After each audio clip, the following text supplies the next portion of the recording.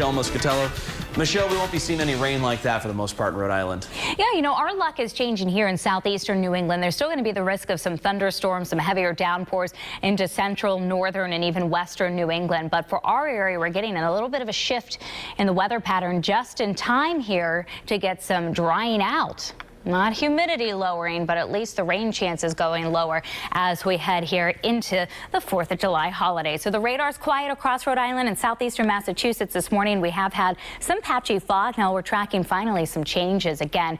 We get hotter temperatures, smaller chance of a thunderstorm, a sizzling 4th of July on the way. It's going to be hot and humid, morning fog giving way to hazy sunshine. And we could see a heat wave in our inland spots here as we head into the weekend. That would be 3 consecutive days at 90 or higher.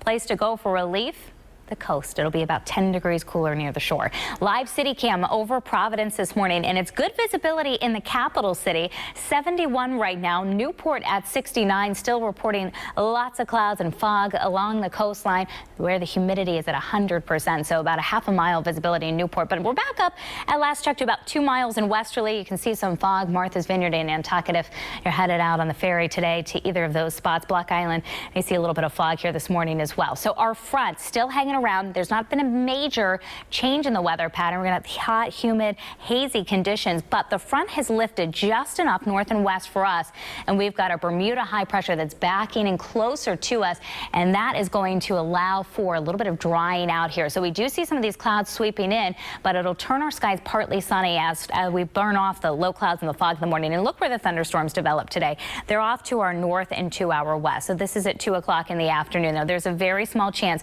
of inland Rhode Island, far northern and western Rhode Island, getting clipped by an isolated thunderstorm late afternoon or evening, but most if not all of our area stays dry. 10 o'clock tonight, starting to see some low clouds and some patchy fog return, and that's what we wake up to on the 4th of July.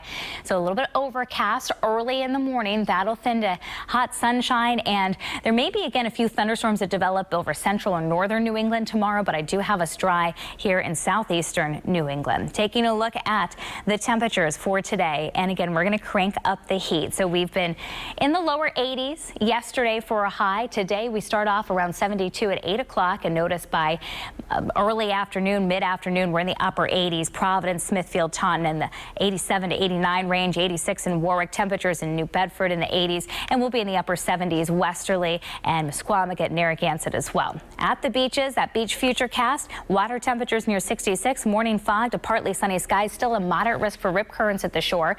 Visibility a little poor in spots on the bay, especially down along the bay entrance. High tide is at 5:25 this evening, a low tide at about 10 in the morning. 7-day futurecast, 88 for the high today. You have fireworks displays you want to hit up tonight. Looks pretty good. Warm and humid, about 76 degrees between 8 and 10 p.m. Thursday's high for the 4th in the upper 80s. The Bristol Parade starts off at about 75 by noon. We're up to around 84 degrees, and the weekend near 90 both days. Let's go out to the highways and get a check on